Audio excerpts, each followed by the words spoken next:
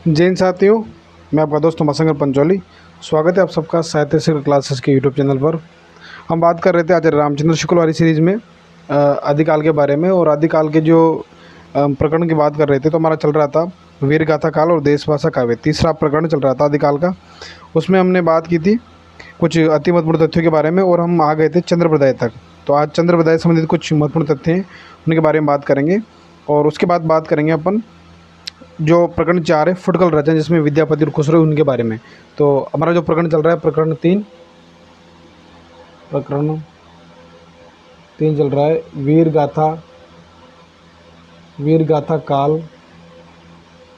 गाथा काल देश भाषा काव्य।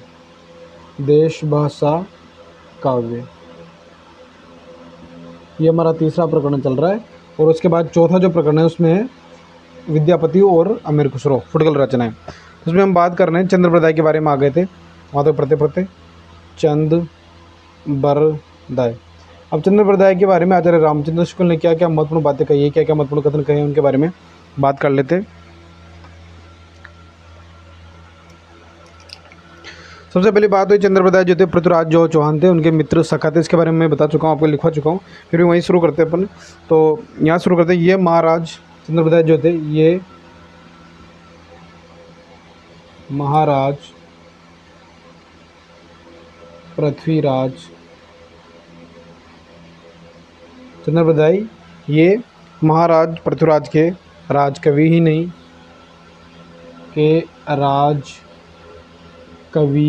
राजकवि तो थे सही, राजकवि ही नहीं, केवल राजकवि नहीं थे बल्कि क्या उनके कहते सखा, राजकवि ही नहीं उनके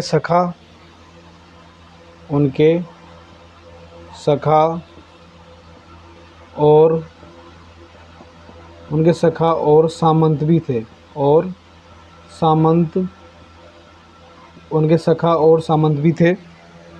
तथा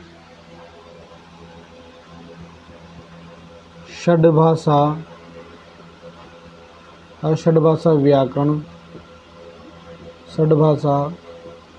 व्याकरण काव्य साहित्य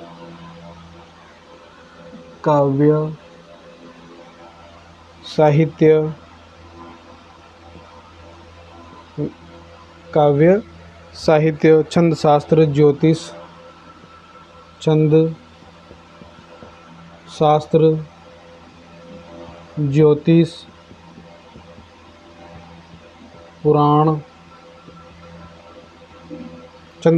ज्योतिष पुराण नाटक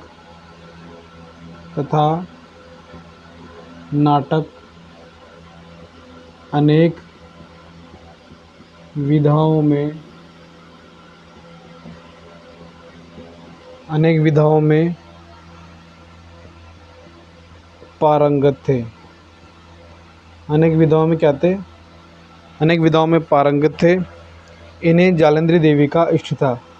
प्रश्न बन सकता है किस देवी का इष्ट था इन्हें? जालंधरी देवी का इष्ट था, जिनकी कृपा से कौन सा काव्य करते थे? अदृष्ट काव्य। जिनकी कृपा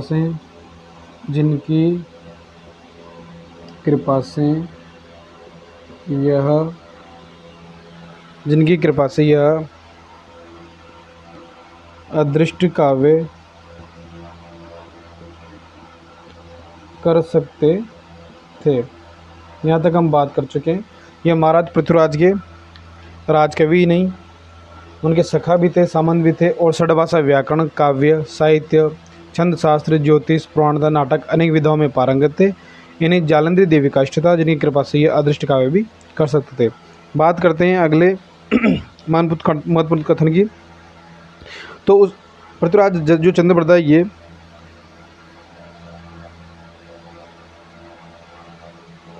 तो इनका जो ग्रंथ पृथ्वीराज रासो, उनके बारे में जो अगला महत्वपूर्ण कथन है वो कहते हैं कि ऊपर लिखे पृथ्वीराज रासो के बारे में जो उनकी किताब में जो उन्होंने तथ्य दिए हैं उनको मैं हटा के सीधा पॉइंट पे आ रहा हूँ, क्योंकि उनको लिखने की कोई ज़रूरत नहीं है। केवल ये लाइन इंपॉर्टेंट है ना। ऊपर लिखे वृत्तांत और रासो वृत्तांत और रासो, ऊपर लिखिए वृत्तांत और रासो, वृत्तांत और रासो में दिए हुए संवतों का, ऊपर वृत्तांत और रासो में दिए हुए संवतों का, दिए हुए संवतों का ऐतिहासिक तथ्यों के साथ, ऐतिहासिक तथ्यों के साथ, ऐतिहासिक तथ्यों के साथ,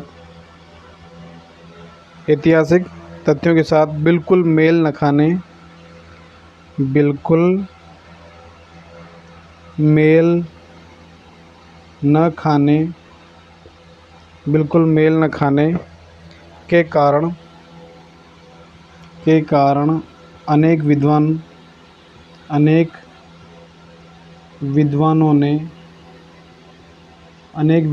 ने बिल्कुल मेल न खाने के कारण अनेक विद्वानों ने पृथ्वीराज रासो के पृथ्वीराज जो रासो है ग्रंथ, पृथ्वीराज रासो के पृथ्वीराज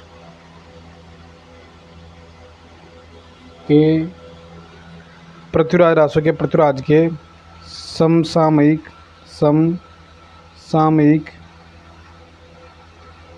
किसी कवि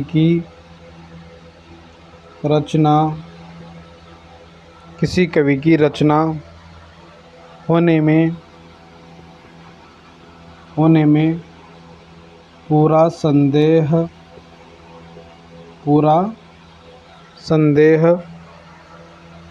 किया है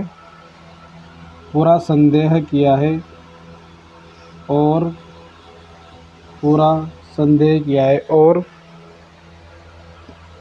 16वीं शताब्दी में लिखा हुआ, और 16वीं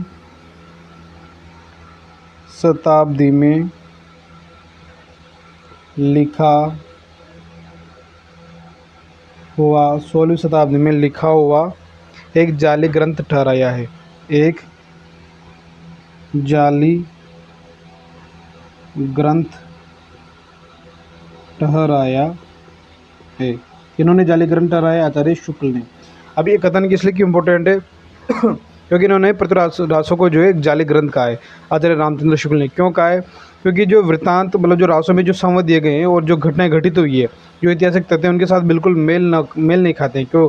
और पृथ्वीराज जो रासो है, अनेक विद्वानों ने कहा है कि जो पृथ्वीराज रासो जो ग्रंथ लिखा है वह पृथ्वीराज के समकालीन किसी कवि ने नहीं लिखा है, बल्कि समसामयिक कवि की भी रचना नहीं है। जबकि चंद्रप्रदाय को तो वो पृथ्वीराज के मित्र बताते हैं। तो ये कहते हैं कि ये चंद्रप्रदाय जो है पृथ्वीराज के समकालीन नहीं थे, किसी कवि रचना होने में संदेह है। इसलिए 16वीं शताब्दी में लिखा हुआ ये ग्रंथ जो है एक जाली ग्रंथ ठहराया है, पृथ्वीराज रासो। कौन सा ग्रंथ? पृथ्वीराज रासो। तो नोट कर लें, आप सभी स्क्रीनशॉट ले लें चंद्रप्रदाय के बारे में कि ये महाराज पृथ्वीराज के राजकवि ही नहीं, उनके सखा और सामंत भी थे तथा षड्भाषा, व्याकरण, काव्य साहित्य, छंद शास्त्र, ज्योतिष, पुराण तथा नाटक अनेक विधाओं में पारंगत थे। इन्हें जालंधरी देवी का इष्ट था, जिनकी कृपा से ये अदृष्ट काव्य कर सकते थे। और ऊपर लिखे वृत्तांत और रासो में दिए हुए संवतों का ऐतिहासिक तथ्यों के साथ मेल न खाने के कारण अनेक विद्वानों ने पृथ्वीराज के समसामयिक किसी कवि की रचना होने में पूरा संदेह किया है। और 16वीं शताब्दी में लिखा हुआ ये एक जाली ग्रंथ ठहराया है, पृथ्वीराज रासो का आचार्य शुक्ल ने। ठीक है, आगे चलें। देखो, हो सकता है ना कि ये क्लास कहीं को ये लगे कि इसमें फैक्चुअल बातें होती है, सीधे क्लास में कोई व्याख्या कम होती है। तो इसलिए फैक्चुअल बातें इसलिए ज़्यादा की जाती है क्योंकि ये आचार्य रामचंद्र शुक्ल वाली पुस्तक पढ़ रहे हैं हम, इसमें से केवल समझने वाली बात कम है और बाकी तथ्यात्मक चीज़ों देखने की बात ज़्यादा है। तो मैं आपको सीधे पूरे के जो नोट्स टाइप है ना, जो मैं नोट्स बनाए हैं उनसे आपको लाइन टू लाइन चीज़ें लिखवा रहा हूँ।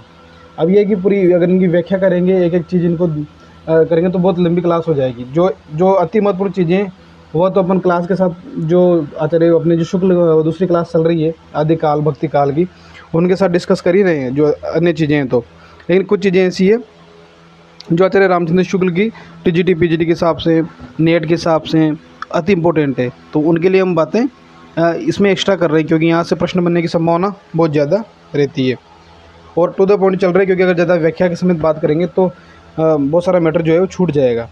ठीक है, अब बात करें अगले कथन की। तो जो प्रसिद्ध इतिहासकार हुए हैं गौरीशंकर हीराचंद ओझा जी, उन्होंने इसमें जो पृथ्वीराज रासो में जो घटनाएं जो वर्णन किया गया है उनको भाटों की कल्पना माना है। और एक कथन आ चुका है एग्जाम में, अभी जो हमारा लेक्चर का एग्जाम हुआ था उसमें प्रश्न आया था, तो ये नोट कर लें आप। प्रसिद्ध इतिहासकार, ये प्रश्न हमारे आया था एग्जाम में लेक्चर में। प्रसिद्ध इतिहासकार राय बहादुर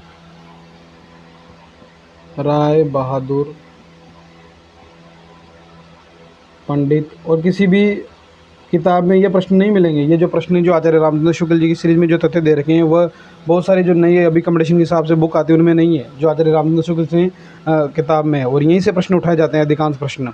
तो प्रसिद्ध इतिहासकार राय बहादुर पंडित, गौरीशंकर हीराचंद ओझा, गौरीशंकर हीराचंद ओझा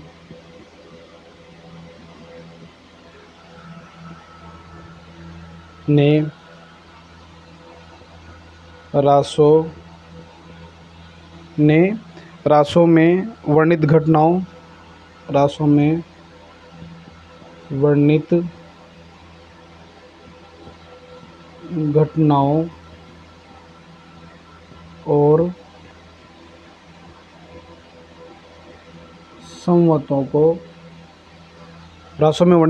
और संवतों को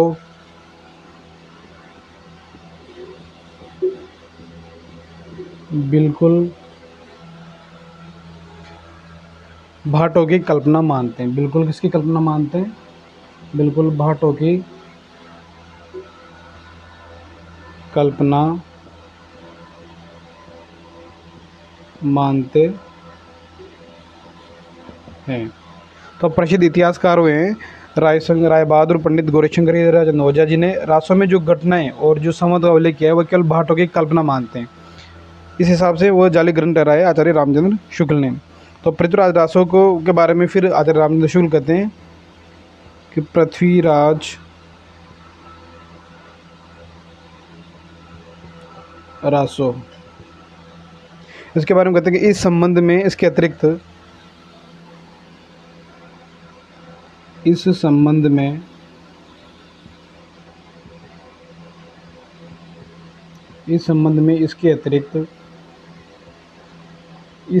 इसके अतिरिक्त और कुछ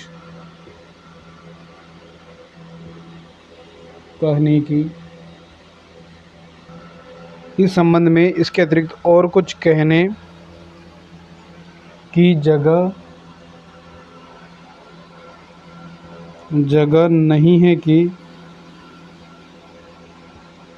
नहीं है कि यह पूरा ग्रंथ ही वास्तव में जाली है।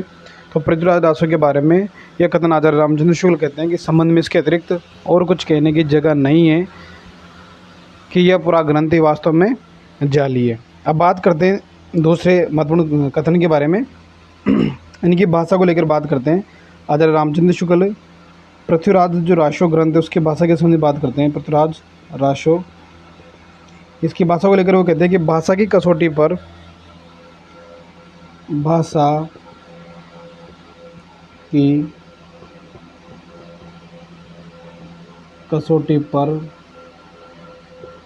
ग्रंथ को भाषा की कसौटी पर यदि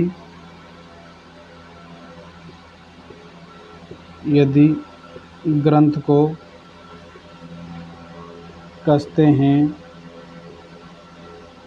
तो और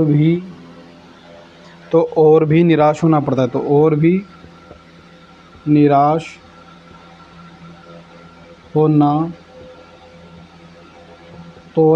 होना पड़ता है। अब क्यों निराश होना पड़ता है? क्योंकि वह बिल्कुल बेठिकाने हैं होना पड़ता है, क्योंकि इसकी जो भाषा है पृथ्वीराज रासो, क्योंकि वह बिल्कुल बेठिकाने, क्योंकि वो बिल्कुल बेठिकाने हैं, उसमें व्याकरण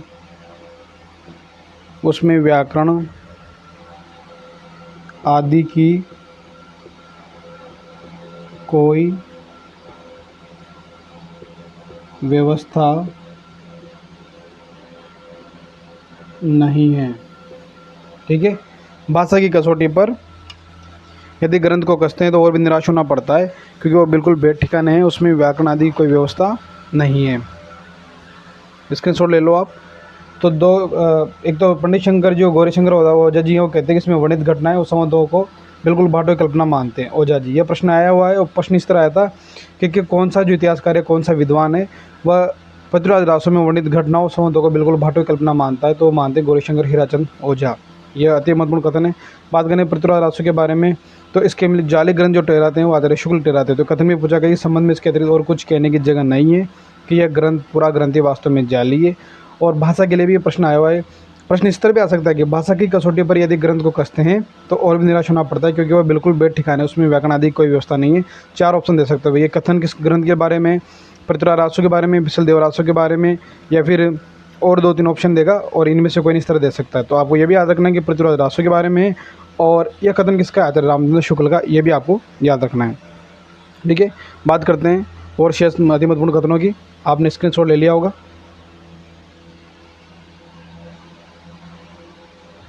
आप जो है जो रेगुलर स्टूडेंट के तौर पर मेरी क्लासें देख रहे हैं, और विशेषकर जो आप जो कमेंट करते हैं, ये अब इस बार कमेंट इस तरह करें कि आप कहाँ से हो, कौन क्या नाम है आपको, तैयारी किसके एग्ज़ाम कर रहे हो। एक बार सभी जो क्लास देखने वाले कमेंट इस तरह करें कि सर हम यहाँ से हैं, हमारा डिस्ट्रिक्ट या फिर स्टेट कौन सा है, और हम जो है किस सब्जेक्ट की तैयारी कर रहे हैं, और किस पद की तैयारी कर रहे हैं।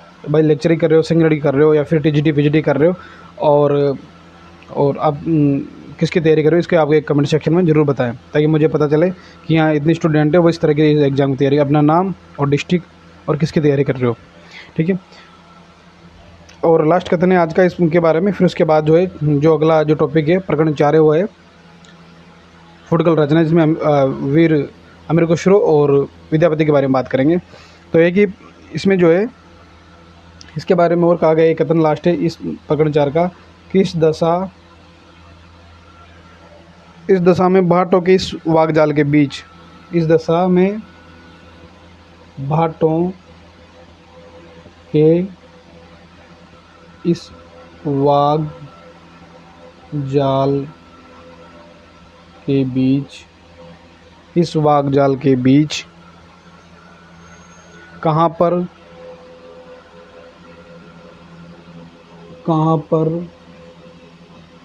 कितना अंश असली है, पृथ्वीराज रासो के बारे में ना। इस दशा में भाटों के वागजाल के बीच कहाँ पर कितना अंश असली है, इसका निर्णय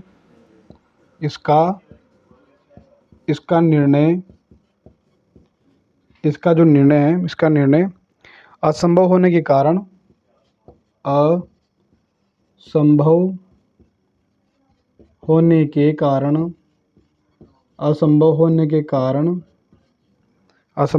कारण यह ग्रंथ न तो भाषा के, यह ग्रंथ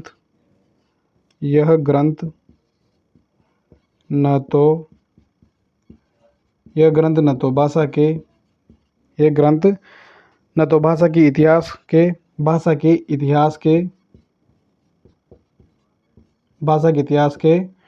और न साहित्य के इतिहास के, और न साहित्य के इतिहास के